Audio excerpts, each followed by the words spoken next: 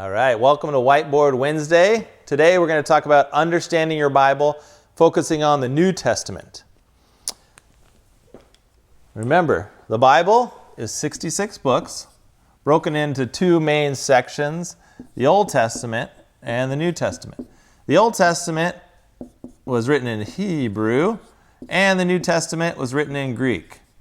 So if you ever hear about Hebrew and Greek, it's talking about the Old Testament and the New Testament.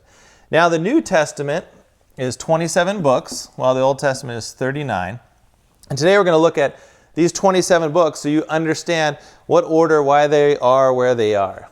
So I'm going to erase this a little bit here and show you the deal. So if you have a Bible available to you, go to this page in the front called the Table of Contents. It's very useful to understand.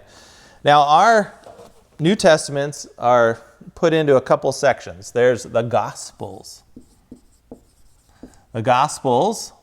And then there is a section about history. Now, don't get tricked to think that the Gospels aren't history. This is just categorical terms. And then we're going to call them the epistles or letters. And then at the very end, we'll just put the book of Revelation, just so it's its own thing. So your New Testament is broken up into these different categories.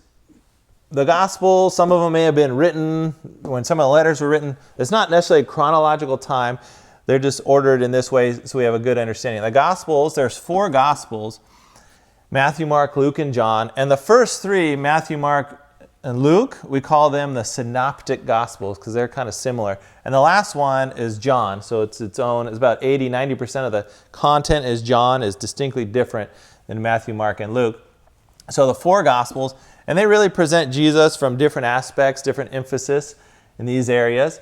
And then we have a historical book, and that book is the book of Acts. This gives the historical record of the formation of the church through a lot of the first century. So the book of Acts is the historical backbone in which these letters or epistles, we find the historical context.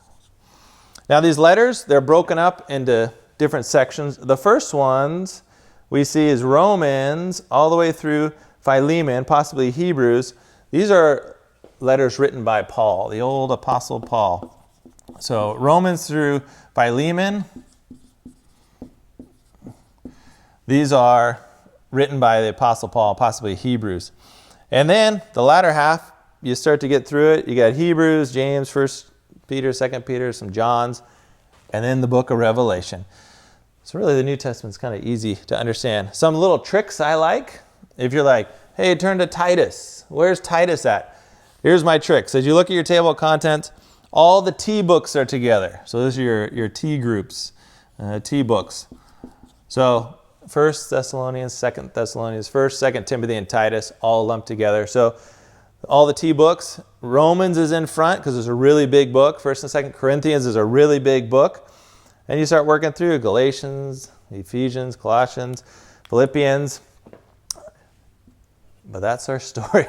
It's pretty basic, the New Testament. Gospels in the first section talk about Jesus, the history of the church, the book of Acts, these letters or epistles. Paul wrote a lot of them, and then John and Peter, different guys wrote other ones. And then the book of Revelation, and this deals with things to come, and John wrote that. So there's your understanding of the New Testament.